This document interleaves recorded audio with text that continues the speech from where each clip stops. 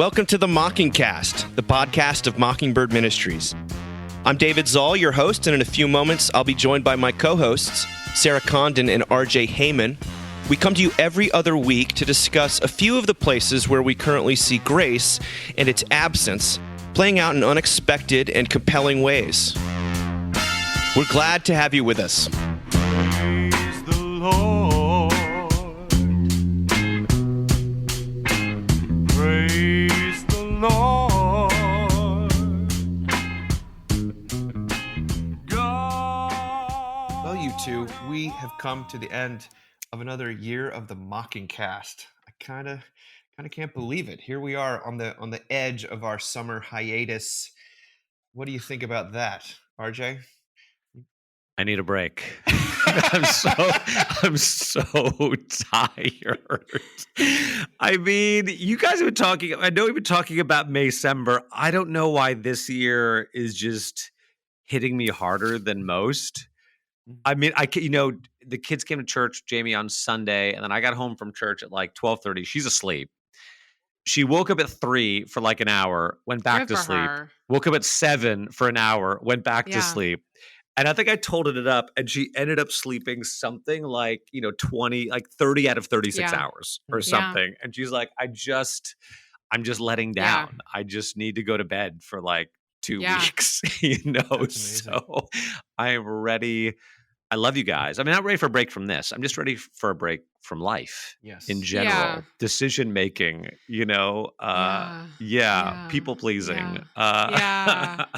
So anyway. Well, Sarah posted an incredible thing about how. Oh my God, that was so good, Sarah. Up oh my God. Well, of everything y'all were really in your helpful, but yes, it was. And then Jamie and I were laughing our asses off. It was so good. What did it say, Sarah? I mean, it was just the idea of the insanity of the end of the school year newsletter that basically tells your children all of the insane things that they need to dress like every day, thus ensuing like money on Amazon overnight and anxious feelings. And I mean, it just is such an F-word nightmare, and it's only gotten so much worse. And I just remember when I was a kid, the end of the school year meant I went down and swam at the pool. That, you know what I mean? Like, I'm just like, why is this?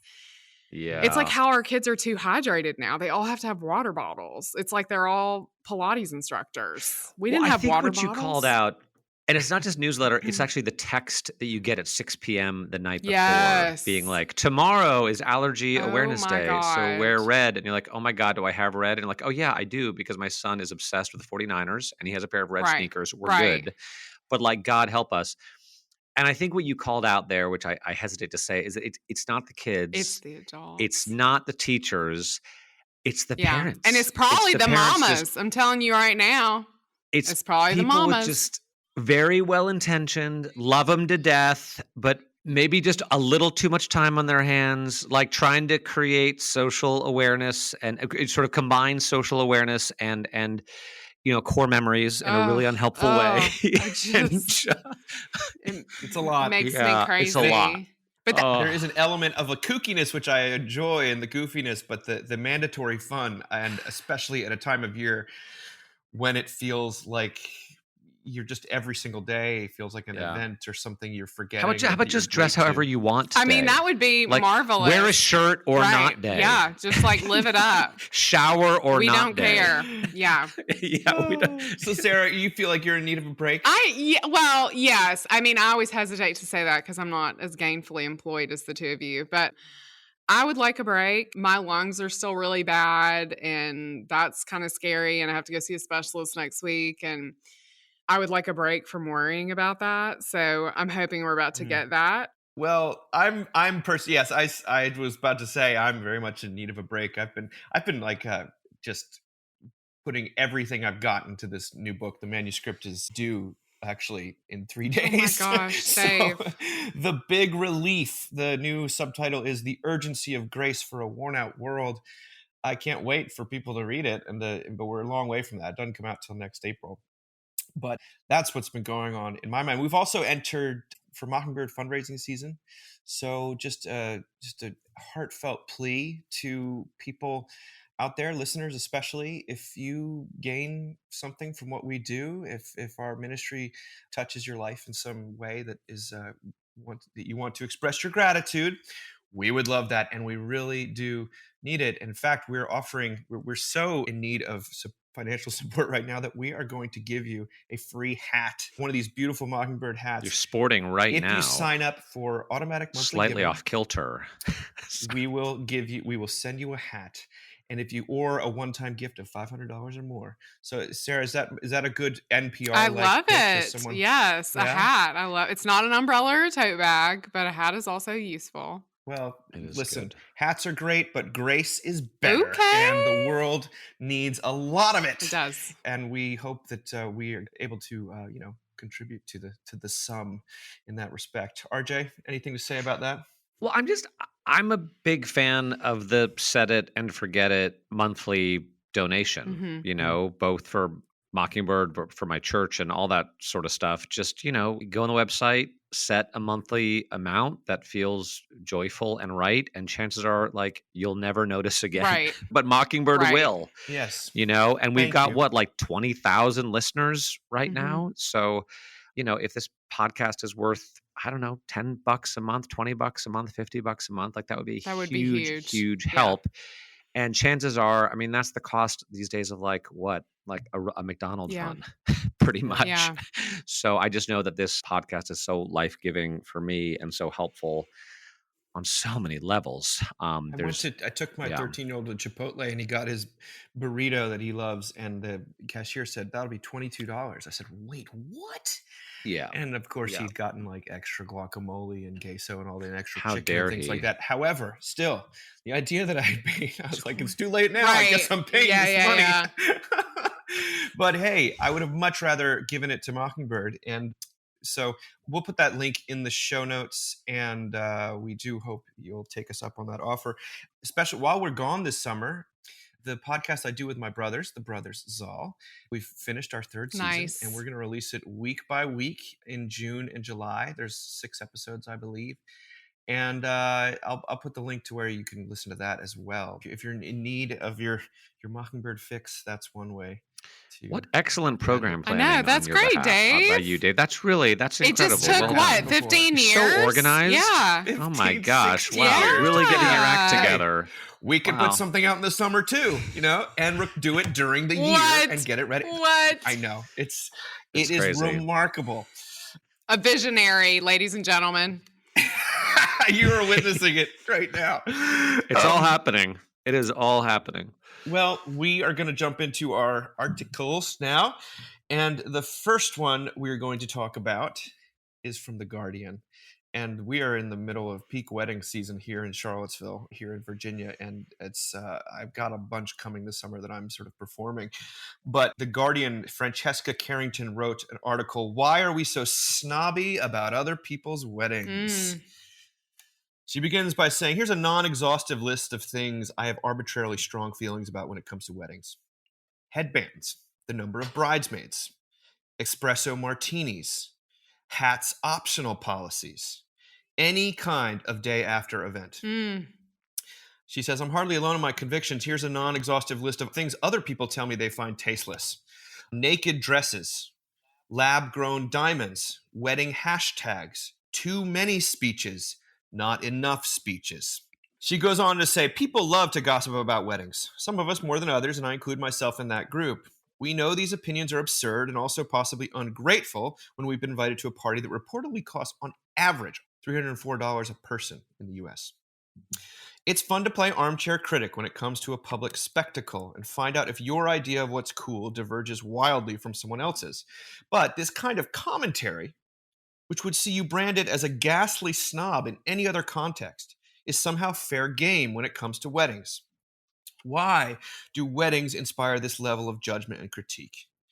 Well, Elise Taylor, a writer at Vogue who covers weddings, said, a wedding is this massive once-in-a-lifetime celebration, and it is a place where people are going to spend. It's really everyone saying, this is the best. This is my dream. This is what I want to put forth into the world. And if you put it forth, people will judge. Back to Carrington. Pre-internet era, we used to only see the weddings we actually went to. Now it's possible to see the weddings of probably everyone we've ever known, and many we've never met. Yet it's a proven thing. It's easier to connect with other people when you're gossiping. What is considered good taste varies. For some, a staggeringly expensive classic wedding in a petticoat white Connecticut church might be the standard. For others, only an anti-wedding at their favorite Brooklyn restaurant will do. Either way, when we call a wedding tasteful, it's an appraisal of a couple's financial, cultural, and social capital and an expression of our own. But perhaps the worst thing you can say about a wedding is that it wasn't fun. The kind of expensive wedding planning that undergirds a seamless guest experience helps, but ultimately a fun wedding comes down to the people.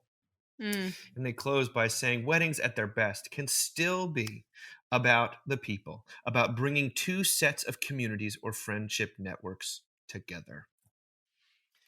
Now, I would just say that I am in no way exempt or not a part of this trend that she talks about. It's impossible. In fact, a lot of people would say one of the most fun things about going to a wedding is kind of the ride in the car afterward, where you're debriefing what was good and what wasn't good, or what worked and what didn't, and what you would have done differently.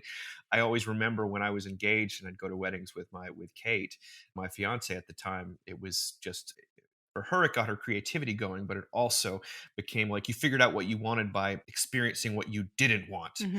And the judgmentalism, while it can be connective and fun, it also does, as she says, veer into this snootiness that is somehow acceptable when it comes to weddings, but not in a lot of other spheres. But what do you guys think about what she said here? Does this apply? Well, I think weddings are the worst, and I never have fun at them. So I'm not like, I don't know what she's talking about, fun wedding. I'm like, what is that?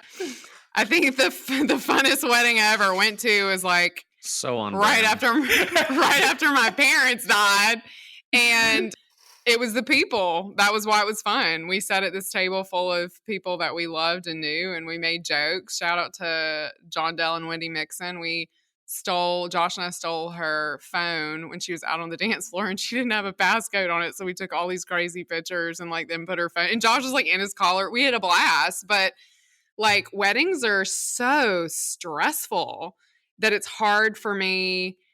And you guys have probably seen this when you're on the inside of it as somebody who's doing the wedding, you see the mess of it. Do you know what I mean? You see the anxious mother-in-law, you see the dynamics with the bride and whoever. You see, you hear the story about how the bridesmaids all ran out of gas in the Land Rover that the bride insisted that they rent, and someone had to come pick them up, and then they lost the keys. And I mean, it's just like, this sounds like the worst weekend ever to me. But I'm also just kind of an old lady, and I always have been. It's just, I don't know. Like, I like to get out and dance. If my husband's dancing, that's fun to me. I love to dance with him. I love when my kids dance at a wedding. I think that's really beautiful. But like, I mean, the last wedding I went to was at St. B's. It was one of Josh's first things he did. It was a beautiful ceremony and super Christian, gorgeous. And then the whole reception was outside on the lawn with a tent and Tex-Mex. And it was a blast, like we danced. It was a blast.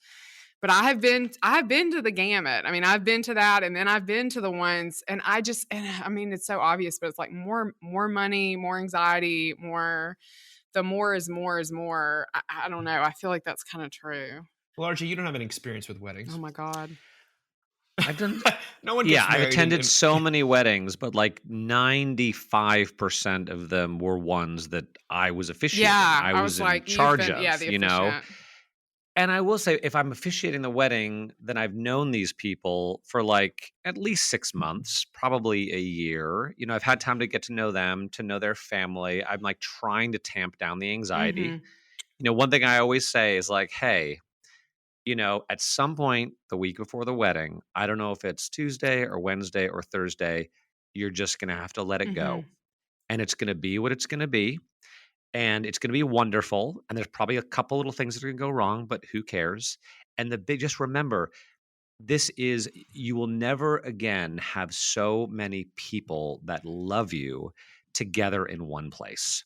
And it's kind of magical. It's kind of magical to see your godfather hanging out with your spouse's best friend. You know what I mean? And just sort of all these little relationships happening. So I'm usually not on the judging end. I'm more on the judgy end. And I, fear of judgment, fear of screwing up, fear of getting the name wrong, which I've done exactly once in all the weddings I've done. And I knew immediately, I was like, oh, I said it wrong. And that was with you, Dave, in Charlottesville. I said the bride's last name wrong. So I'm trying not to screw up and try not to be the center of attention either. I want them to be the center of attention. Sure.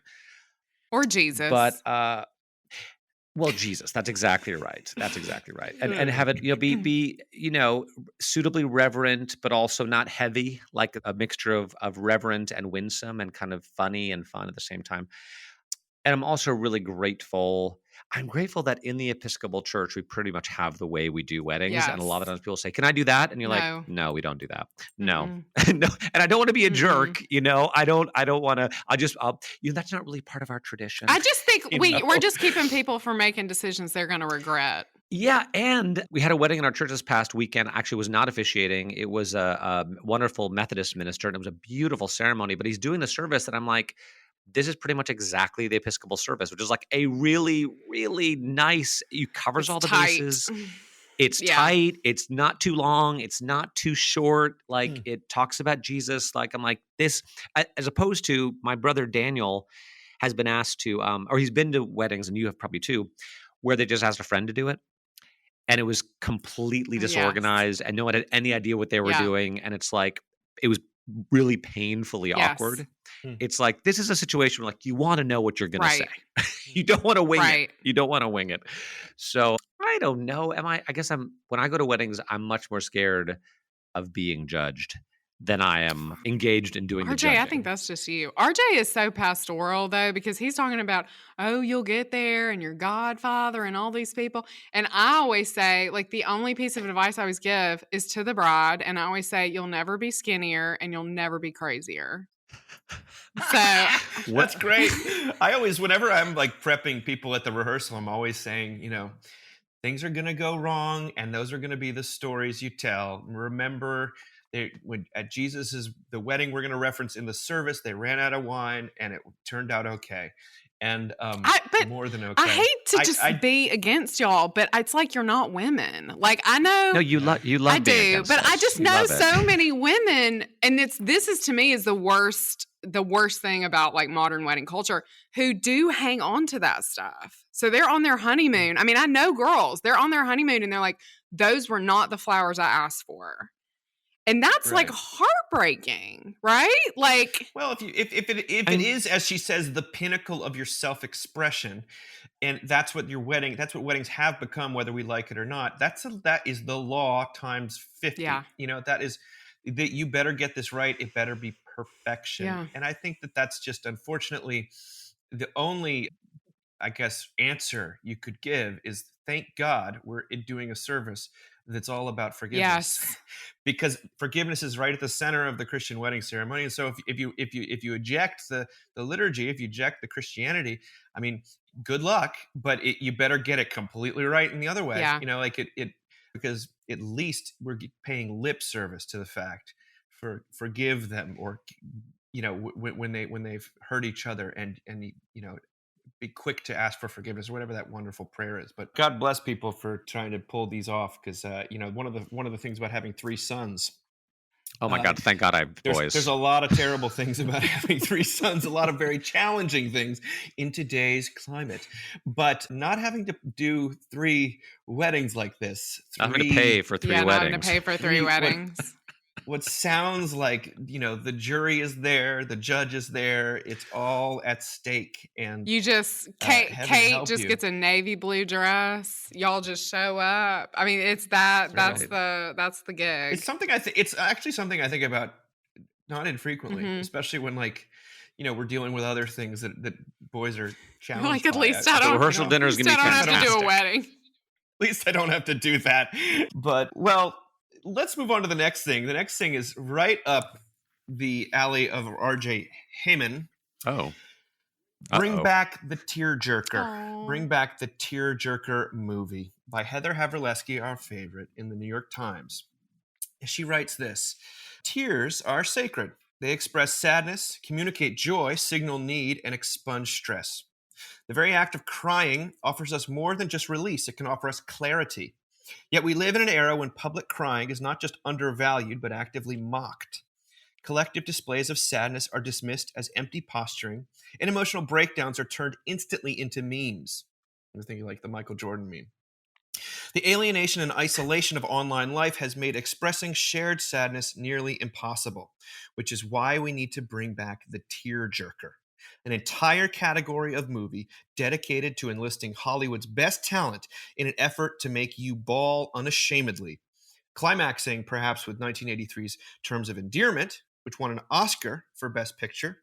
But, men my age, I think Field of Dreams is known as a tearjerker. That's a beautiful movie. Huge tearjerker. The ultimate dad cry about baseball and middle-age reckoning is what Heather says. Even blockbuster films from that era, such as E.T. and Top Gun, dutifully included the mandatory gut punch moment designed to make audiences sob on cue, when Goose dies. And we did. Tearjerkers can look a little manipulative or even cartoonish in retrospect. Here is a dying woman saying goodbye to her young sons. Here is Bette Midler singing "Did You Ever Know That You're My Hero" to her terminally ill best friend.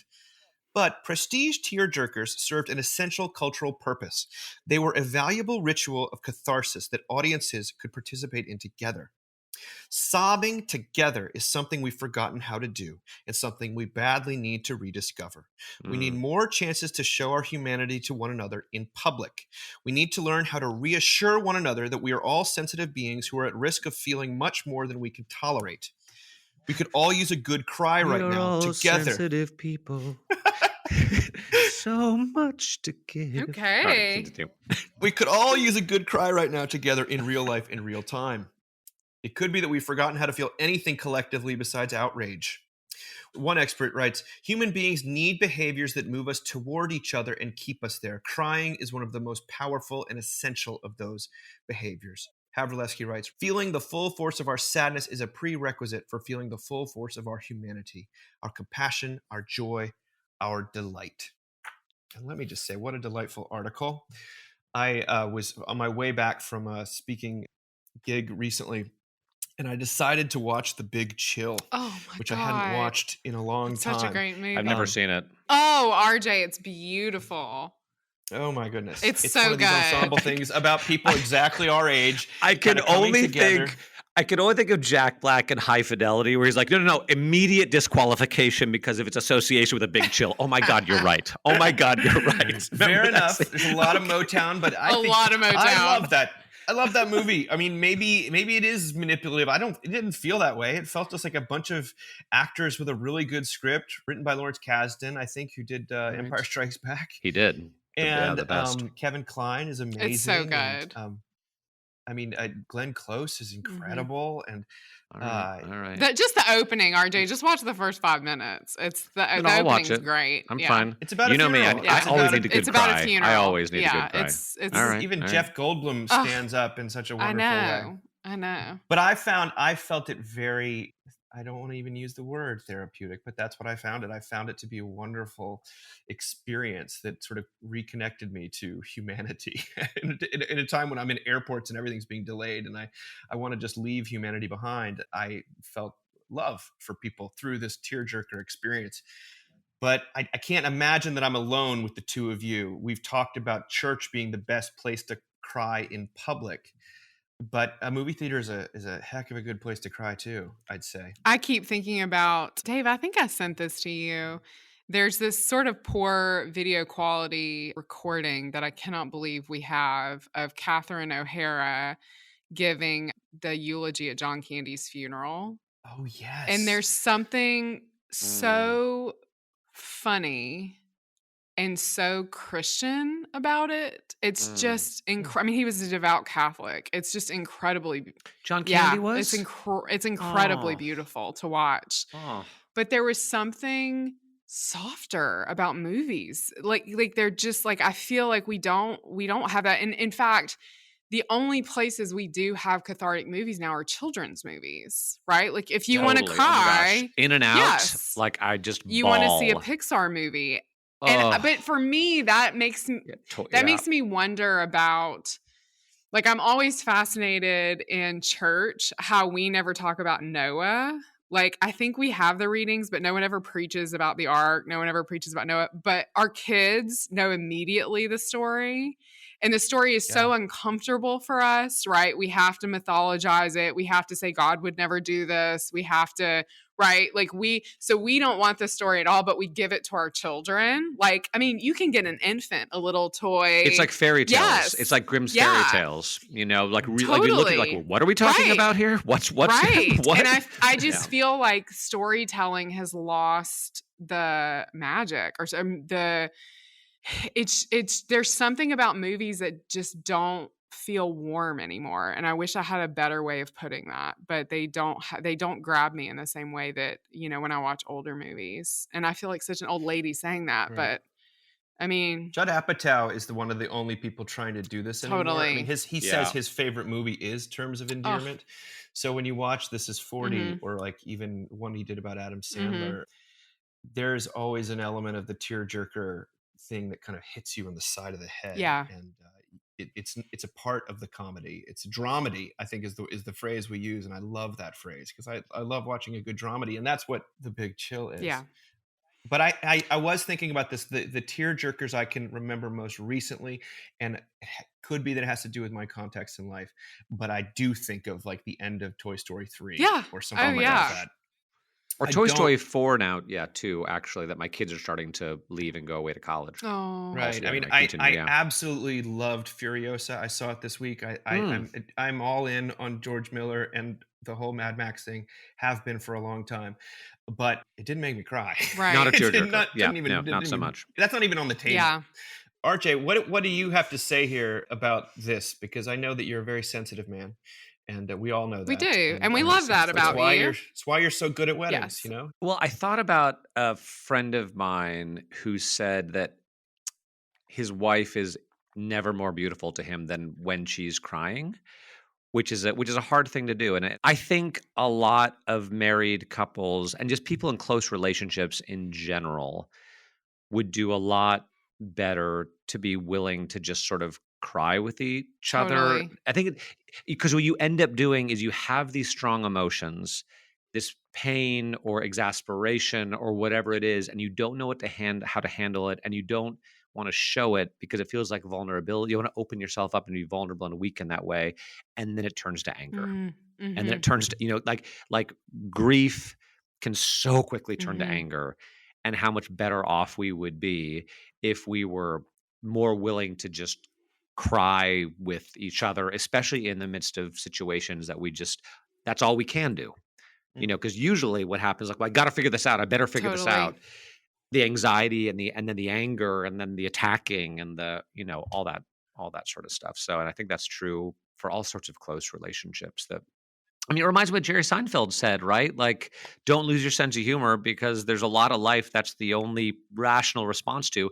And I would say crying is sort of that same way. And actually, I preached a little about crying last week in the context of like my son graduating from college. I'm so proud of him. And then my other son's friend dying at 20, and how both of those were such powerful emotional experiences that there were no words for them, and that they had to come out through your eyes, tears of joy, tears of sadness, grief, whatever it is. And then because I was preaching on that Romans passage where Paul says, we don't know how to pray as we ought, but the Spirit intercedes with us with sighs and groans too deep for words. That sometimes all we can do is sigh and groan, and we have no words, and that's tears. But God even works through our unspeakable emotions. So that's no. I mean, well, what we were just saying though too, that gossip connects people together. I think tears are a better way, perhaps, or a more constructive way than gossip. In fact, to connect people one to another. I said this at the conference, and it's like, sometimes you guys, I'm sure, have this experience where you say things, you're like, wow, that was definitely from the Holy Spirit, and I don't know where that came from. But it makes me think of the weddings thing. It's like, we don't really connect. We don't really start to live. We're not really married until there's real suffering together and until there are real tears together. And that's actually your wedding Loss. day. Yeah. Is when you lose something together and you are having to figure it out together. So. And hopefully you can figure it out together, because sometimes those things happen and you can't, and you just kind of go your separate ways. But like, are we going to, can we do this together? Or are we going to turn on each other? Yeah. I have to give a shout out. This is the week that Disney Plus has put out another in many long series of documentaries about the Beach Boys. Was it good? One of the things, I haven't actually watched it. I'm too critical. It's like going to weddings. My critical faculties are turned way up high when the Beach Boys are involved, just because they mean so much to me. But one of the things Brian Wilson of the Beach Boys did, which is, I think, revolutionary, doesn't get enough credit, and it would be sort of really fashionable today, is he normalized male tears. There's no one sings about dudes crying more than Brian Wilson, to the extent that he's like, oh, come on, man, get it together. Like, but it's always, oh, I want to cry. It makes me want to cry. There's all this talk about that. And for sensitive men, RJ's not the only sensitive man on this podcast. Not. That was a very, very, not that I was a weepy kid, but that full spectrum, just like a dramedy, like Terms of Endearment is hilarious. Still am. It's really sad and it's dramatic and it's full of conflict. The Beach Boys, for me, the great irony is that they were seen as this upbeat, peppy thing, but there was so much sadness in their music, and that provides for a very, very interesting listening experience alongside, all the pristinely beautiful melodies. Yeah, and harmony. Yeah. But let's go from that to something very strange, but also fascinating. Do you guys know about the school of therapy known as internal family systems? Is that what, I don't know if I know that. Family is it family systems theory? Is that the same thing, or is this different?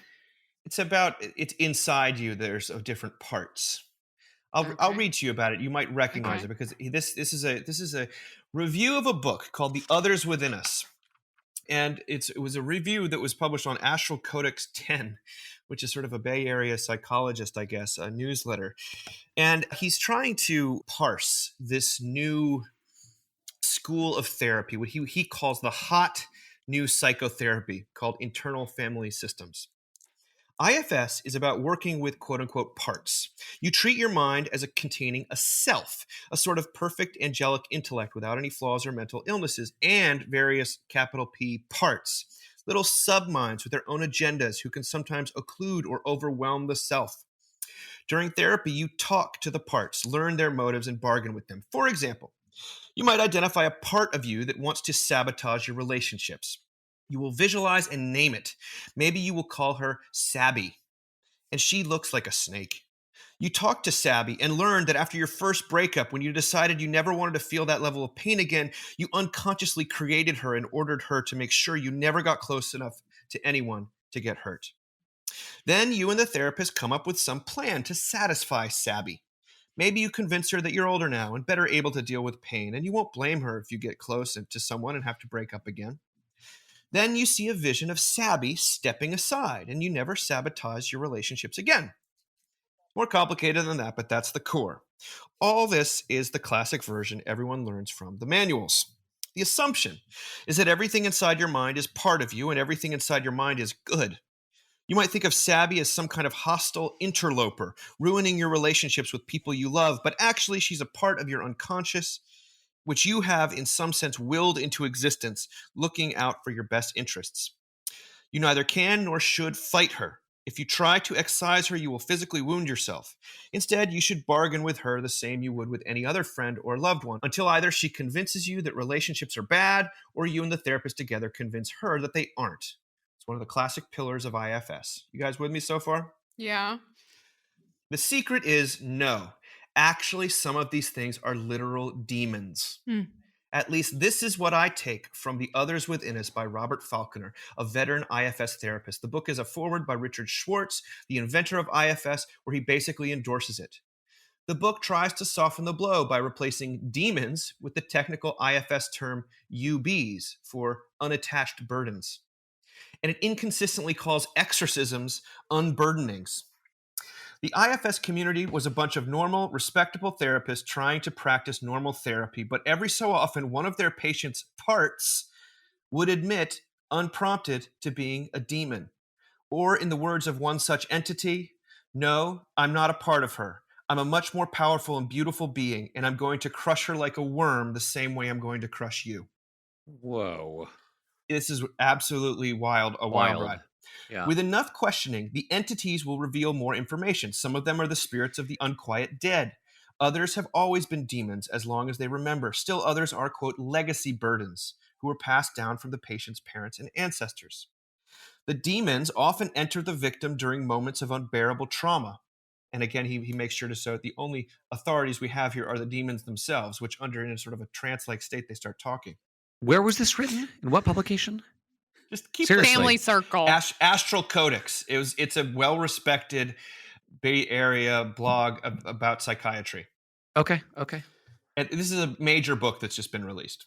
Yeah. The patient, bent to the breaking point, has a moment of weakness when they will take help from any corner, let in anything that offers temporary relief, no matter how unconvincingly. Mostly, these are the situations you'd expect, child abuse and rape. But a surprising number of them say they got in during a childhood surgery.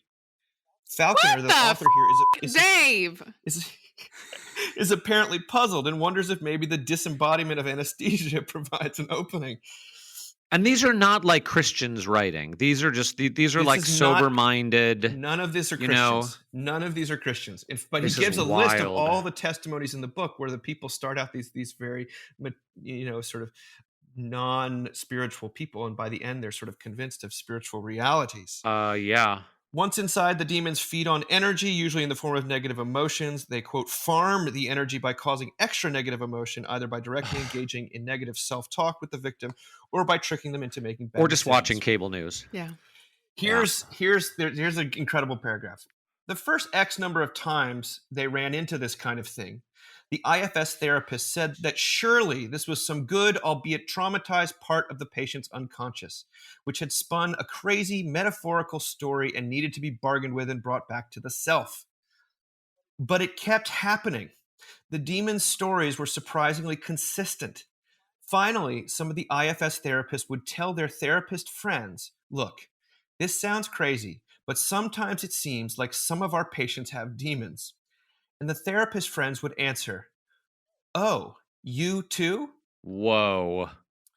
He admits, the Falconer admits that none of the demons he's worked with have ever had magic powers. None of them have started speaking in Latin with no previous exposure or levitate or shoot fires out of their eyes.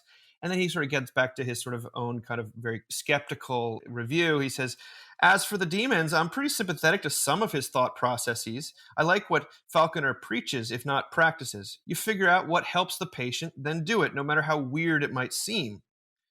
But Falconer and apparently many other IFS therapists report that these unburdenings or exorcisms do help patients in a repeatable and long-term way. Now, I have no idea if... How do they get the demon to go away? Yeah, What's we have the a million strategy? questions. There's a 9-point process that is outlined in that book review, and it has to do with figure out if this is just trauma, if this is and then you sort of you evaluate, you go through all these steps, and there is some bargaining involved. There is some kind of, you're basically dealing with a separate entity or an unattached burden, as it's called. It's a wild way to sort of, people are falling back into. I've heard of IFS in Charlottesville. It's a big deal. Like Really? it's a lot of therapists. I've never heard of Haven't this. either. Wow. Now that I've said it, you're gonna Hear it everywhere. we'll Now, get yeah, some yeah. emails. IFS is a big deal, and he makes clear that not all IFS therapists buy into this stuff, and some of them might just again buy into it for the sake of helping the patient, but the book was endorsed by all of these top practitioners, and he gives these long lists of basically all of these psychotherapists have sort of been secretly thinking about demons all the time, but no one's been willing to sort of talk to the wider public about it. And this guy just blew the lid off of it, and it is making people sort of embarrassed by talking about it, but it seems to be there's something to it. Well, the next time Jesus does an exorcism on a Sunday in the lectionary, I know what I'm preaching about. Holy moly, this is crazy. Here's another. He says it's not just therapists. This you guys can relate to here. He says one of my favorite stories in the book was that of Reverend John Nevius, a sober-minded Protestant missionary in the late 1800s China. He learned that the Chinese mostly appreciated Christianity for its ability to cast out demons and that they expected his help with this task. After great reluctance, sounds like a Presbyterian, he agreed and was surprised to find himself effecting miracle cures and winning converts. After experiencing casting out demons himself, he sent circular letters to all the other missionaries in China, almost all of whom had had similar experiences. 70% of them had come to believe in possession and reevaluate their faith. Now, this is something, is a refrain that I've heard from people in the mission field. When you go into very remote places, you see and experience things that you just cannot, Western Not even lens remote. cannot account for. Yeah, I mean, I think I've talked to my buddy who served in Brazil for like 20 or 30 years and in big cities like Rio and Sao Paulo, and he would hear testimonies from people, and the testimonies weren't like, I was so burdened by guilt and I found grace and forgiveness in Jesus. It was more like, I used to worship this other God, and then I met someone who I could tell worshiped more powerful God than mine, and I said, what God do you worship? And they said, I worship Jesus, so now I worship Jesus. Or I used to be possessed by a demon, or I used to have cancer, or I broke a bone, and Jesus healed me. You know, like I'm a Christian because of the demonstration of actual sort of spiritual power manifesting itself in the physical world. And he said that it's just it was a completely different thing from what he experienced in the States. Although clearly the charismatic movement, Pentecostal I don't think general Episcopalians or mainline Protestants are terribly comfortable with demonology. I don't think that's something we specialize in, would you say? We talk about systemic oppression, which often sounds like demonology because it's sort of disembodied and out there. But the closest the way when I would preach about Jesus and demons, because exorcisms you cannot write it out of the New Testament. It's happening all the time. Right. You know, I just think of addiction, mental illness too, but to be possessed by something that does not have your best interest at heart, I don't see how that's separable from addiction. Yeah. Like something that's more powerful that's soothing than a pain. You are. That's how I always thought of it. This has but this idea of demons with actual voices and personalities and histories talking to you when you're under some sort of trance. I mean, that to me is it boggles my mind. I struggle with this. Sarah, what do you think? I mean, I'm here for it. I think it is one of those things that is in scripture that we tend to avoid, especially in, our WASPy circles. And I'm with you. I mean, I think even about, when they talk about sort of generational burden, and I think about mental illness and how it runs in families, or even how we know that children of, I always think of that children of Holocaust survivors, there's a specific diagnosis for, and how the two things can be true at the same time, that these can be, psychological illnesses. We can categorize them that way, but perhaps we can also categorize them as spiritual attacks. I mean, I think about how bizarre it is to me in our family. Josh and I talk about this all the time, how Lent feels so hard and dark and sad. And then somehow every year Easter, it's like a cloud lifts that you didn't even realize was there. I think about how our children, if my kids have ever been to the hospital, it's always on Saturday night. And priests, there are certain circles of priests that we will talk a bit more about this stuff because most of us are like Southerners, who sort of are more comfortable maybe in that space. But it makes me nervous. I mean, I'm going to sound really kooky. It makes me nervous that these mental health professionals are dealing with us and that there's not a religious person in the room. I mean, that does make me a little nervous because I'm like, it almost feels like they're forced to deal with it because no one else. Yeah, and it feels like they're nervous. Like I'm just. They don't want to do this. Reluctantly, it's like, is this really happening? Yeah, and like, did it happen again? Yeah. I'm reminded a lot of that amazing talk at the Mockingbird Conference this year by Andy Root, who talked about sort of secularization. And all the various factors. And he said that the truth is, although people will tell you, I don't believe in this gobbledygook or this supernatural thing, when you ask them point blank, one-on-one, have you ever had an experience of God that you cannot account for? And they will say, yes, I have. Yeah. And here's the story. And he says, no, everyone's too embarrassed to talk about these things because they don't want to sound nutty.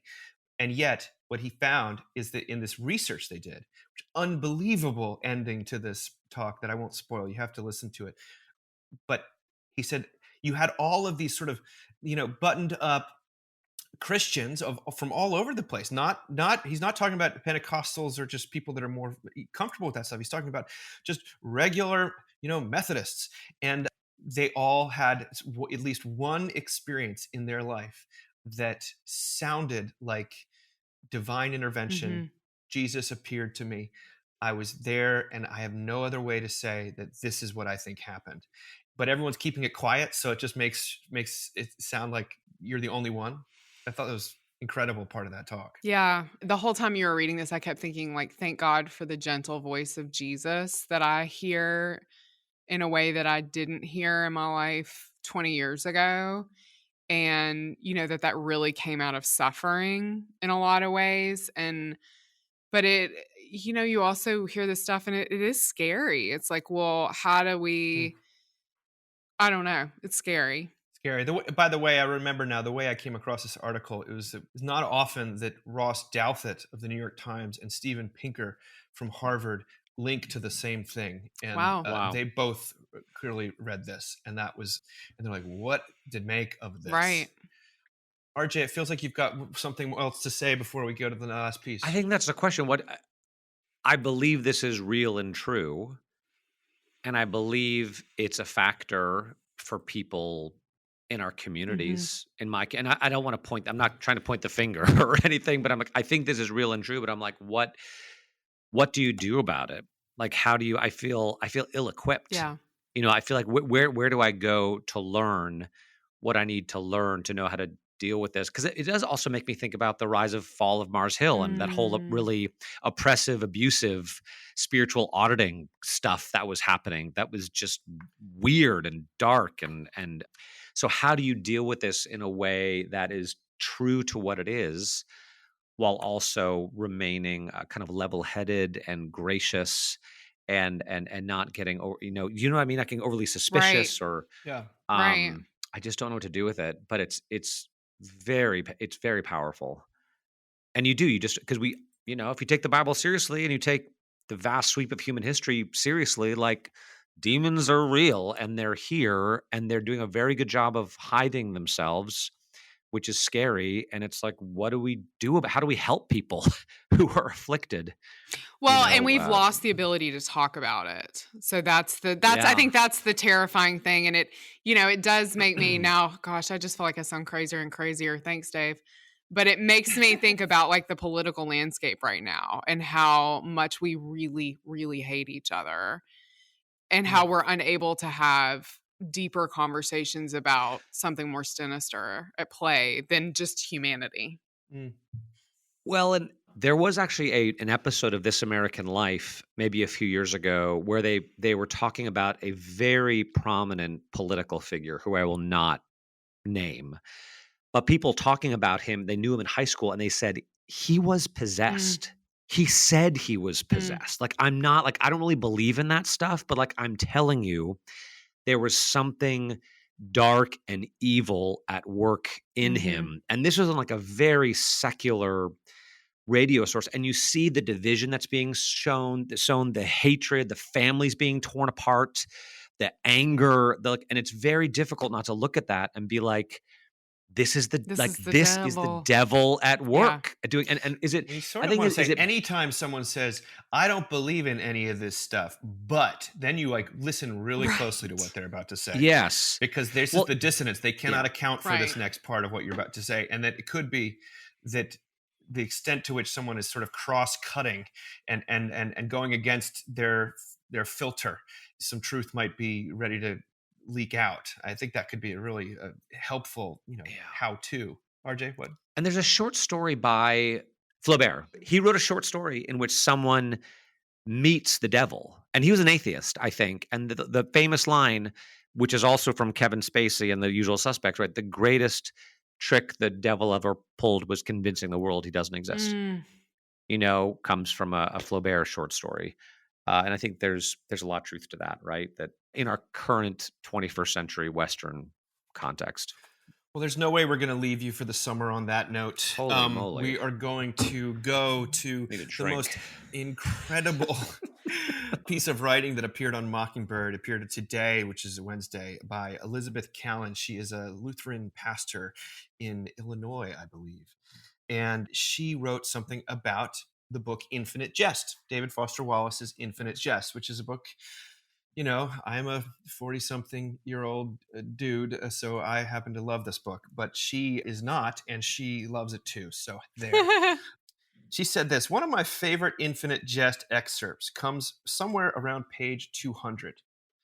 It's a list of one of the many new exotic facts you will learn if you ever chance to spend a little time around a substance recovery halfway facility. Whenever someone in my life, this is Elizabeth writing, tells me they have taken up the novel themselves, I tell them to keep reading until that part, which is one of the funniest, most incisive, most insightful bits of writing I've ever come across.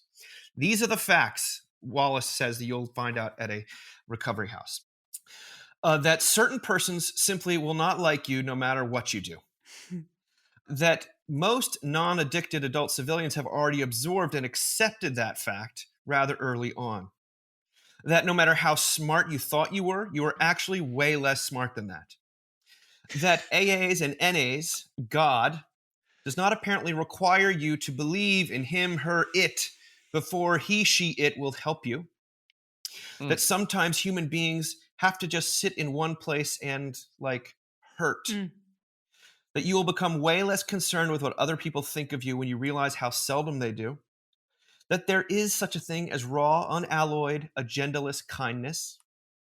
That everybody is identical in their secret, unspoken belief that way deep down they are different from everybody else. That this isn't necessarily perverse. That there might not be angels, but there are people who might as well be angels. That God, unless you're Charlton Heston, speaks and acts entirely through the vehicle of human beings, if there is a God. And that God might regard the issue of whether you believe there's a God or not as fairly low on his, her, its list of things she, he, it's interested in regarding you. Now that's DFW, David Foster Wallace. This is Elizabeth Callan writing. She says, several years ago, on what was maybe our third or fourth date, a now ex-boyfriend asked me why I was a Christian. He did so kindly, and I don't doubt that his curiosity was sincere. But I was pretty sure the question was prompted by surprise at my admission that I went to church nearly every Sunday, and that I was very worried he would think me weird of it. I deflected with an attempted joke. I guess the power of Christ compels me, I said. Hey, we're consistent. The Exorcist. Good. Yeah, Good. hey. That's right. See, I'm weaving. See, It's all You're magic. genius. It's You're magic, genius. Dave. You're just Amazing. Coming You're next just week, the puppets. Brothers All. Yeah. He did not laugh.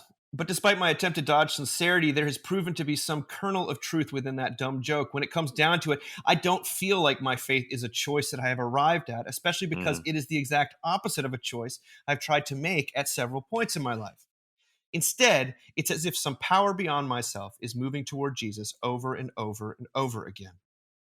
It's probably no surprise to say that being a pastor was never my dream job. Even 6 months into full-time ministry, the only job I've ever had that I've really, truly loved, Christianity still sometimes feels like a burden that has been thrust upon me.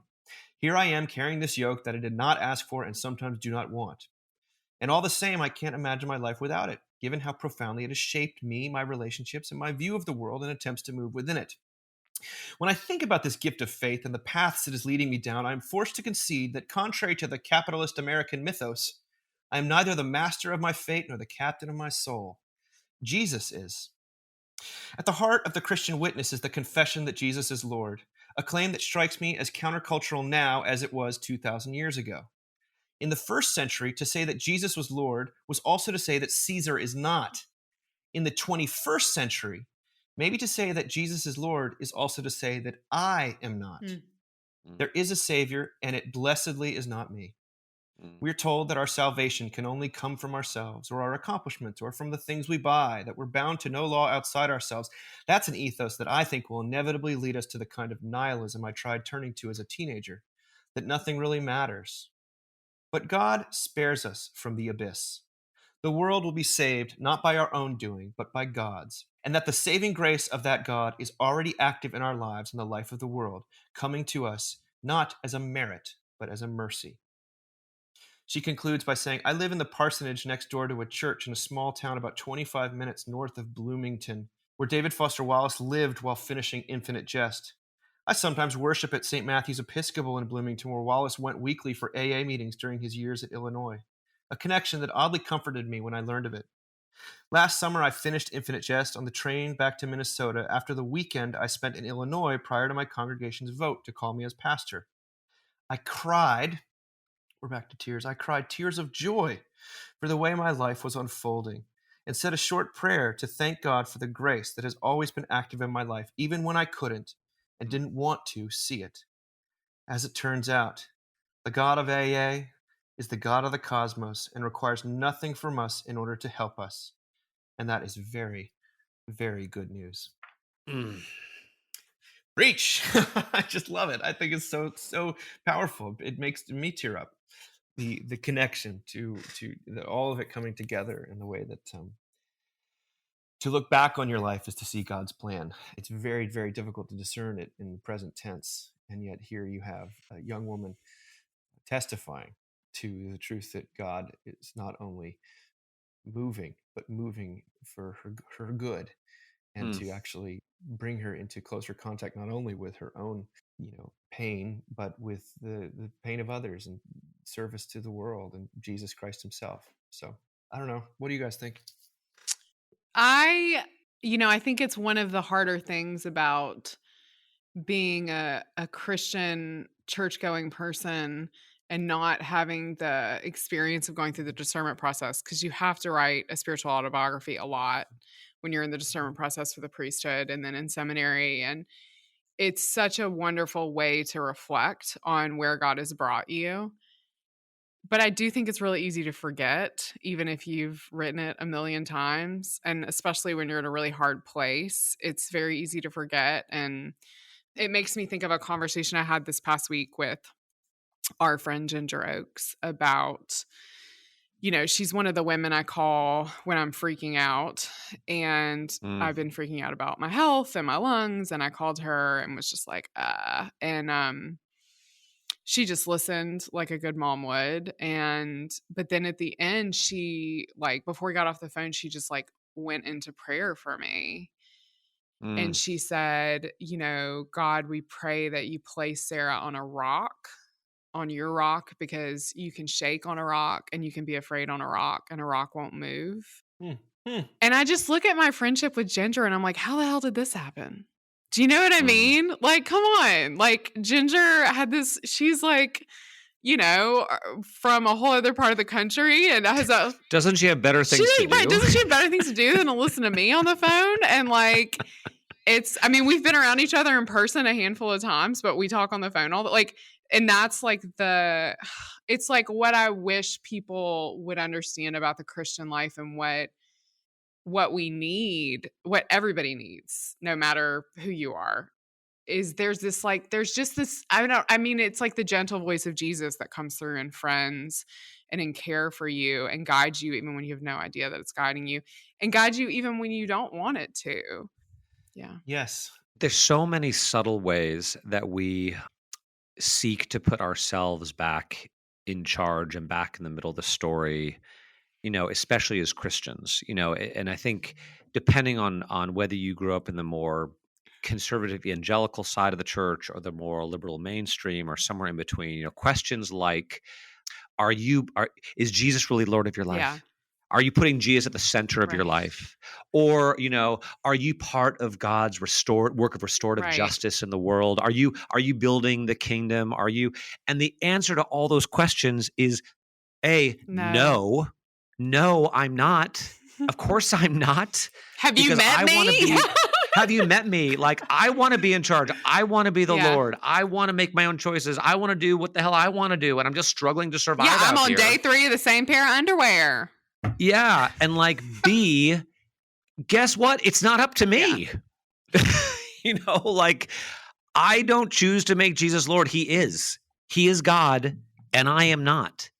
He is at work in the world, bringing about amazing things that I'm part of, but not by my own choice, by his choice, by his grace. He allows me to be part of the amazing things that he's doing. So just this declaration that Jesus is God, he is Lord, he is working for your good and the good of the world, and there's nothing you can do about it. And he loves you and he's on your side. There's nothing you can do about it, is so unbelievably liberating and freeing. It allows you to tell the truth about what's actually going on in your life and to rejoice in what he's doing. And even when you can't see it or don't believe it or, are mad at him or whatever. You can deal with the demons. Yeah, you can deal with the demons. What am I going to do with the demons, Dave? I don't know what I'm going to do. I'm going to make some phone calls. Seriously. No, I think it's a beautiful note to end on, that note of provision and also of sort of, she quotes in there C.S. Lewis's thing about being dragged kicking and screaming into the kingdom of God. And I think that's how God often works. And that's not, maybe that's the only way, that's what he has to work with. Yeah. I think that, but it doesn't mean he doesn't work with it. That's the gospel here, is that no matter how many you may decide or take action in all sorts of wrong-headed ways, but there's nothing so broken that it cannot be redeemed. I think that's just I was asking someone was talking to me about a huge reversal in their life, and recently just a massive problem that had kind of come to them out of the blue, and they said, why did God allow this to happen? And this is a great question. It's the important question, I think. But I asked my brother, what would you say? And John said, well, you say that for whatever reason, God doesn't seem to be that interested in preventing suffering, but he seems to be very interested in redeeming it. And sometimes, some days, that's enough. And it might not, even the days that it's not enough, it's still enough in that kind of way that transcends our understanding, the peace that transcends all understanding. So I think we'll leave you there. And the two of you, I do hope you have a great break. I hope there's some cliff jumping and perhaps some Dollywood. Oh, there's going to be Dollywood. Or we've already got it planned, buddy. Staying on property, honey. Staying on property. Oh, yes. They have a pool, and they call it the swimming hole, and all the cocktails are called moonshine. Yes, of course. Well, send us a photo of yourself. I'm jealous swimming already. Hole. Yeah. Incredible. Remember, get in the pool, you guys. You're going to die. Get in the pool. That's right. All right. Talk to you guys. All right. Love you guys. Talk to you soon. Bye. Bye.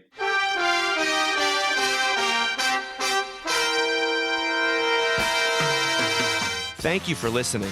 Remember, you can find us on the web at www.mbird.com. And we'd always love to hear from you at info@mbird.com. Audio production for the Mockingcast is provided by TJ Hester. And if you like what you've heard, please drop over to iTunes and leave us a rating or review. Until next time.